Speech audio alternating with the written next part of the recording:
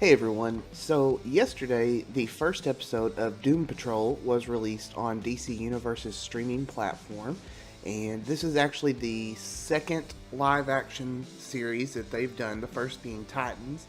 And I thought Titans turned out to be pretty good overall, so I went into this with some, being optimistic, and I thought this one was going to be pretty good. There already was kind of the spin-off episode in Titans that featured the Doom Patrol. Now, granted, there was a couple different actors in it, but it kind of gave you the basic setup.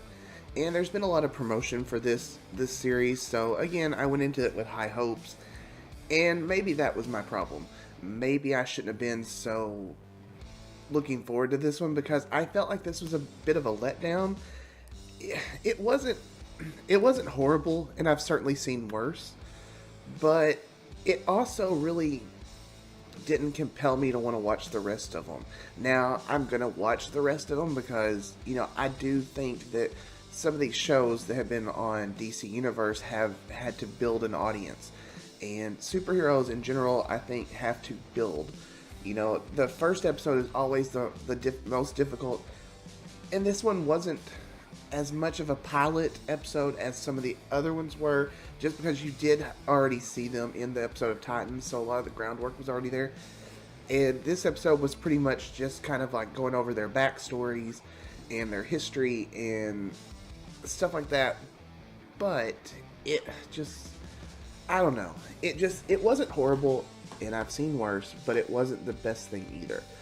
I feel like these DC Universe shows, and really the DC Universe in general, as far as movies go, they are trying to be gritty.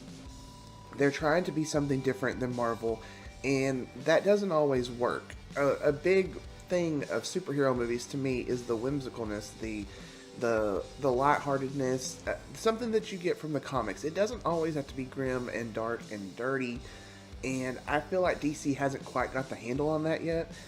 Some of their movies have been okay. Wonder Woman, Aquaman, that's done well. But then again, you have some of your other ones that try to be too dark. And I felt like this show was trying a little too hard. It wanted to be dirty. It wanted to be dark and not your typical superhero show. And I think it just, like I said, I think it was just trying too hard.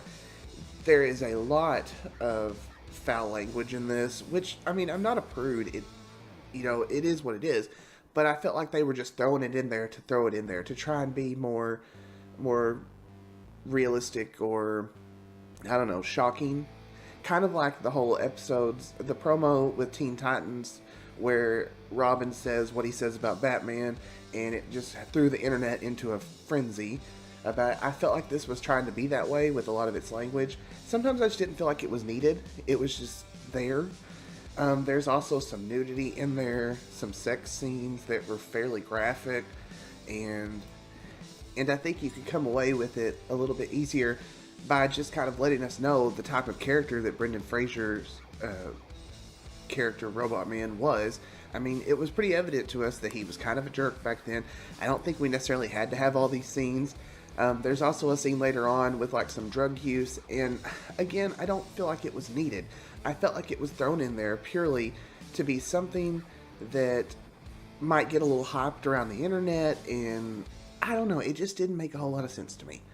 Now, the whole storyline in the whole episode, it's okay. It's just origins, and the main premise of the episode is they go out together in public in the city, and I don't know, it was just weird because people were really, yes, they were getting noticed, but at the same time, people were just going about their business, and I thought, these people look drastically different, but I don't know, it backfires on them, and then they end up having to go back, and the whole time, there's, the main villain of the series is kind of narrating it, and that kind of got on my nerves a little bit.